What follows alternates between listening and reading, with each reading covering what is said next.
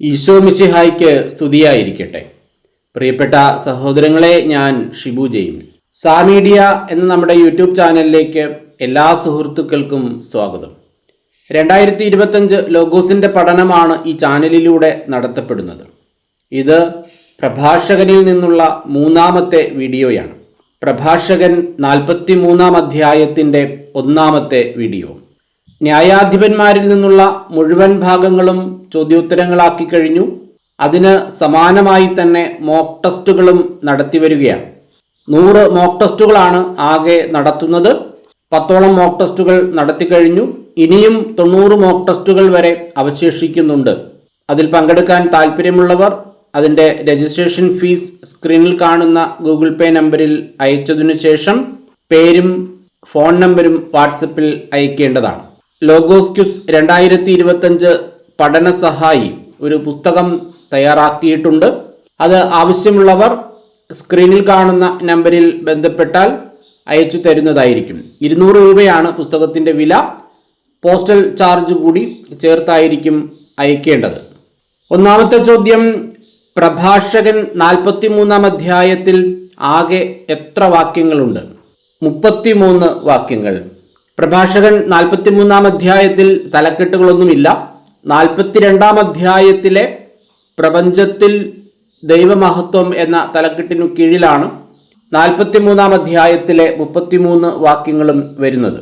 ചോദ്യം 2, തെളിഞ്ഞ ആകാശവിതാനം സ്വർഗീയ ഔന്നത്യത്തിൻ്റെ എന്താണ് എന്നാണ് പ്രഭാഷകൻ പറഞ്ഞിരിക്കുന്നത്? അഭിമാനമാണ്. ചോദ്യം 3, സ്വർഗീയ ഔന്നത്യത്തിൻ്റെ അഭിമാനം എന്ത്? തെളിഞ്ഞ ആകാശവിതാനം. 4, എത്ര മഹനീയ ദൃശ്യമാണ് എന്ന് പറഞ്ഞിരിക്കുന്നത് എന്തിനെക്കുറിച്ചാണ്? സ്വർഗത്തെക്കുറിച്ചാണ് അങ്ങനെ പറഞ്ഞിരിക്കുന്നത്. 5, അത്യുന്നതന്റെ സൃഷ്ടി എത്ര വിസ്മയാവഹമാണെന്ന് പ്രഘോഷിക്കുന്നതാര്? ഉദിച്ചുയരുന്ന സൂര്യൻ. 6, ഉദിച്ചുയരുന്ന സൂര്യൻ പ്രഘോഷിക്കുന്നത് എന്ത്?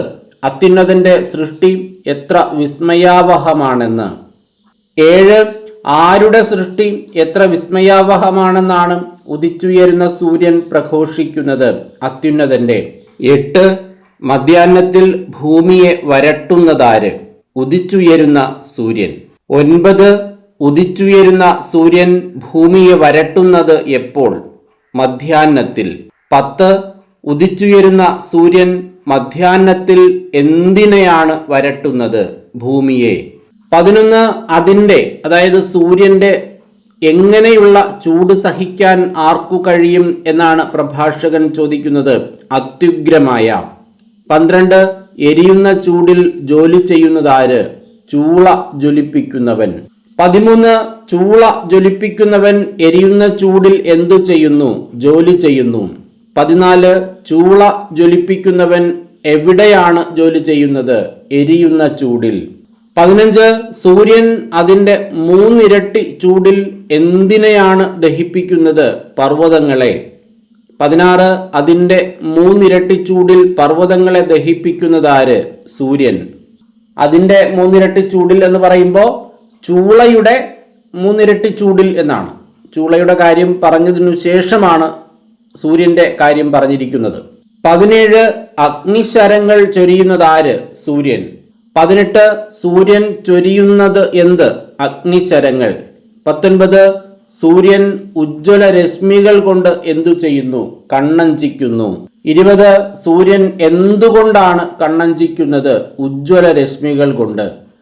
21, ഇത് സൃഷ്ടിച്ച കർത്താവ് ആരാണെന്നാണ് പ്രഭാഷകൻ പറഞ്ഞിരിക്കുന്നത്? ഉന്നതനാണ്. 22, ഇത് സൃഷ്ടിച്ച കർത്താവ് ഉന്നതനാണ്. അവിടുത്തെ കൽപ്പനയിൽ അത് ഗതിവേഗം കൂട്ടുന്നു. ഏത്? സൂര്യൻ. 23, ഇത് സൃഷ്ടിച്ച കർത്താവ് ഉന്നതനാണ്. അവിടുത്തെ എന്തിൽ അത് ഗതിവേഗം കൂട്ടുന്നു? കൽപ്പനയിൽ. 24, യഥാസമയം സ്വധർമ്മം അനുഷ്ഠിക്കാൻ അവിടുന്ന് സൃഷ്ടിച്ചത് എന്തിനെ? ചന്ദ്രനെ. 25, അവിടുന്ന് ചന്ദ്രനെ സൃഷ്ടിച്ചത് എന്തിന്? യഥാസമയം സ്വധർമ്മം അനുഷ്ഠിക്കാൻ. 26, എന്ത് നിർണയിക്കാനാണ് അവിടുന്ന് ചന്ദ്രനെ സൃഷ്ടിച്ചത്? കാലം. 27, ശാശ്വതമായ എന്തായിരിക്കാൻ വേണ്ടിയാണ് അവിടുന്ന് ചന്ദ്രനെ സൃഷ്ടിച്ചത്? അടയാളമായിരിക്കാൻ. 28 ഉത്സവ ദിനങ്ങൾ നിർണയിക്കുന്നതെങ്ങനെ? ചന്ദ്രനെ നോക്കി.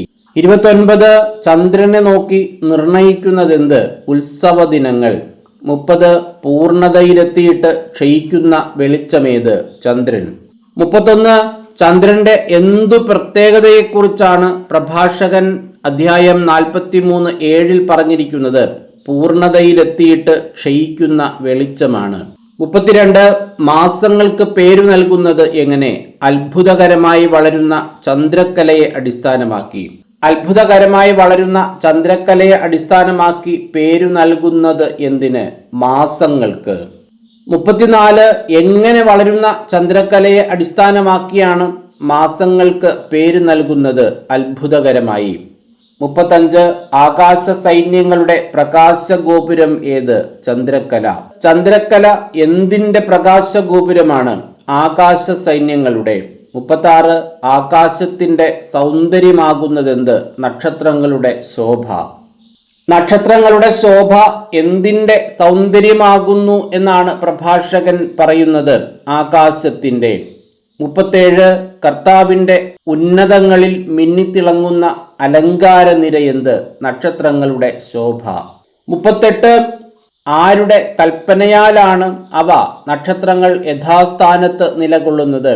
പരിശുദ്ധൻ്റെ.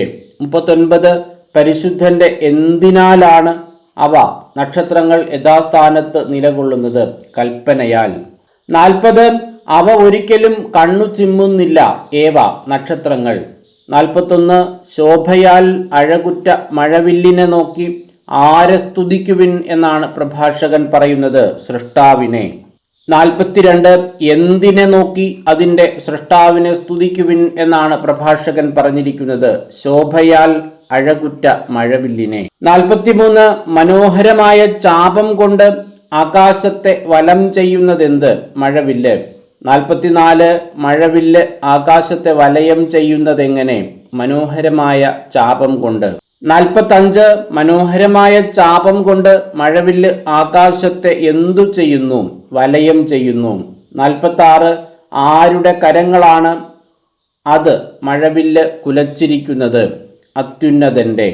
47 അവിടുന്ന് തൻ്റെ കൽപ്പനയാൽ എന്ത് അയക്കുന്നു എന്നാണ് പ്രഭാഷകൻ 43:13 പറഞ്ഞിരിക്കുന്നത്? ഹിമവാതം. 48 അവിടുന്ന് ഹിമവാതം അയക്കുന്നത് എങ്ങനെ? തൻ്റെ കൽപ്പനയാൽ. 49 തൻ്റെ വിധിയുടെ മിന്നൽ പിണരുകളെ അവിടുന്ന് എന്തു ചെയ്യുന്നു? ത്വരിപ്പിക്കുന്നു. 50 സംഭരണശാലകൾ തുറന്ന് പക്ഷികളെപ്പോലെ പറക്കുന്നത് എന്ത്? മേഘങ്ങൾ. തൻ്റെ മഹത്വത്താൽ അവിടുന്ന് മേഘങ്ങളെ ഒരുമിച്ച് കൂട്ടി നുറുക്കുന്നതെങ്ങനെ? ആലിപ്പഴങ്ങളായി. 52 തൻ്റെ എന്താലാണ് അവിടുന്ന് മേഘങ്ങളെ ഒരുമിച്ച് കൂട്ടി ആലിപ്പഴങ്ങളായി നുറുക്കുന്നത്? മഹത്വത്താൽ. 53 തൻ്റെ മഹത്വത്താൽ അവിടുന്ന് ഒരുമിച്ച് കൂട്ടുന്നത് എന്തിനെ? മേഘങ്ങളെ. ഇങ്ങനെ 53 ചോദ്യങ്ങളാണ് പ്രഭാഷകൻ 43-ാം അധ്യായത്തിൻ്റെ ആദ്യത്തെ ഭാഗത്ത് തയ്യാറാക്കിയിട്ടുള്ളത്. രണ്ടാം ഭാഗം കഴിയുമെങ്കിൽ ഇന്നു തന്നെ അപ്ലോഡ് ചെയ്യുന്നതായിരിക്കും. ഈ വരുന്ന ശനിയാഴ്ച പ്രഭാഷകൻ 43-ാം അധ്യായത്തിൻ്റെ മോക്ക് ടെസ്റ്റ് ആണ് നടത്തപ്പെടുന്നത്. എല്ലാവരും നന്നായി വചനം പഠിക്കുക. പരമാവധി ആളുകൾക്ക് വചനം പഠിക്കുന്നതിന് ഒരു പ്രേരണ നൽകുക എന്നതു തന്നെ ഒരു സുവിശേഷ പ്രഘോഷണമാണ്. അതിന് നമുക്ക് ഓരോരുത്തർക്കും പരിശ്രമിക്കാം. എല്ലാവർക്കും എല്ലാവിധമായ നന്മകളും അനുഗ്രഹങ്ങളും ഉണ്ടാകട്ടെ എന്ന് ആശംസിച്ചുകൊണ്ട് പ്രാർത്ഥിച്ചുകൊണ്ട് നിർത്തുന്നു. നന്ദി.